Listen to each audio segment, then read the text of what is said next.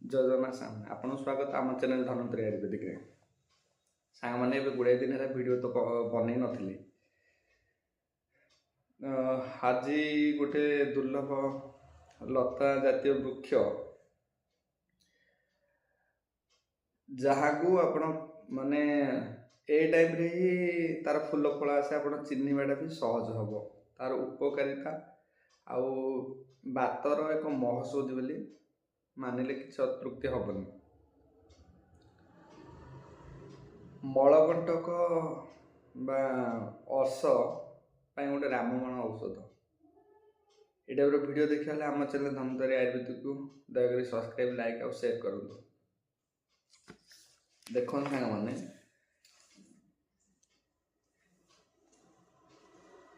देखु भल से देखु तार ये टाइप फूल थाए और फल देखु आमर छोट करुणा टाइप हुए फल गुड़ाक आकु आम ओडिया आम ओडिशा बाघ्र नखी आषाढ़ुआ नाम बहुत लोक जानी था औषध उपर जार टिके अनुधान थाए प्राय लोक चिन्ह था गछर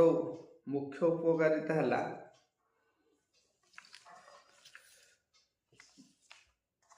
बात और पित्त समक मलकंटक में अमृत तुल्य यह एक लता जातीय वृक्ष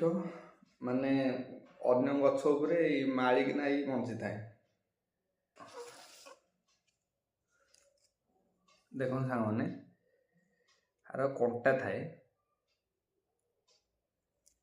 कंटा गुड़िक बाघर नख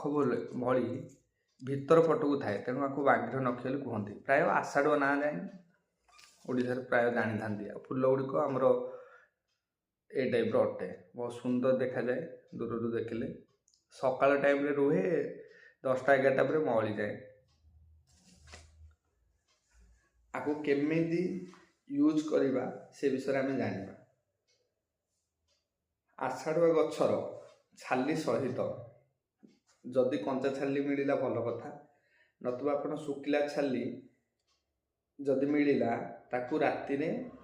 गोटे 10टा गोलमरिच सहित बतरईकिना सकाळु बाटिकी खाली पेटरे लगातार 8 दिन सकाळु सकाळु खाली पेटरे ताकू शिଳରେ बाटिकिना सेवन करेंगे मात्रा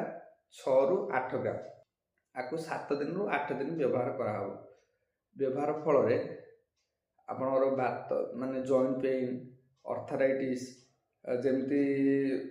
कटिक वृद्धजीवात साइटिक आम जहाँ कहू माने वायु कुपित 80 प्रकार बात रोग ये काम दिए आ प्रधान काम है मलकंटक उपर आम जदि जाना आर पत्र गुड़ा को भल से शिଳରେ बाटिकिना मलकंटक उपर आपण जदि लेपन करती ताहले माने धीरे धीरे वेदना मुक्त तो से जगटा हुए ब्लड जदि जार आपण जानी मलकंटक ब्लड बाहर ब्लड टी भी बंद हो जाए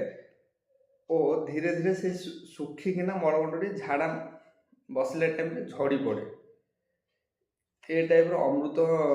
लता ये देखा अति सहज नुह माने प्राय जगह मिल न था आज मो वीडियो बना दरकार मो हापुड़े पड़ा आपन को एथि गछर परिचय कराइली आकु बाटिकी खाइले आपण पत्र 7टी पत्र गोलमरिच 8टी खंडे बाटिकी जदि खाती जो सांगे सांगे वेदना है ब्लड जाए मलकंटकरू सेटा रही जाए किंतु यार मुख्य यूजेस है पत्रटा को बाटिकिना मलकंटक उपरे लेपन करा जाए।